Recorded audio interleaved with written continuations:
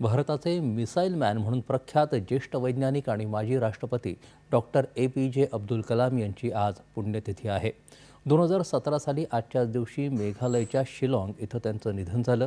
सन 2002 साली भारताचे 11वे राष्ट्रपती म्हणून त्यांची निवड झाली होती। एक महान वैज्ञानिक आणि अभियंता म्हणून त्यांनी देशाच्या प्रगतीमध्ये उल्लेखनीय असं योगदान दिलं।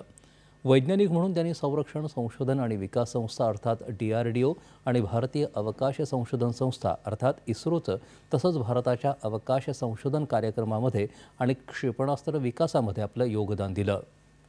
केवळ वैज्ञानिक म्हणूनच नव्हे तर एक मानवतावादी म्हणूनही त्यांनी अंगीकारलेली तत्त्व आजही सर्व भारतीयांसाठी अनुकरणीय ठरली आहेत।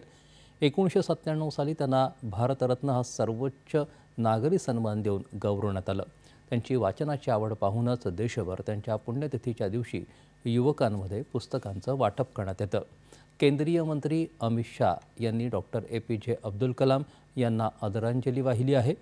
आपल्या शेवटच्या श्वासापर्यंत तरुणांना शेवटच्या श्वासापर्यंत मार्गदर्शन करणाऱ्या डॉक्टर कलामजींच्या जीवनात कठोर परिश्रम, साधेपणा आणि संवेदनशीलता यांचा अनोखा मिलाफ होता। त्यांनी विज्ञानापासून राजकारणापर्यंत सर्वांवर आपल्या कार्यानं प्रभाव टाकल्याचं शाह आपल्या संदेशात म्हणाले। केंद्रीय मंत्री नितीन गडकरी यांनी डॉक्टर APJ अब्दुल कलाम यांना आदरांजली वाहिली आहे।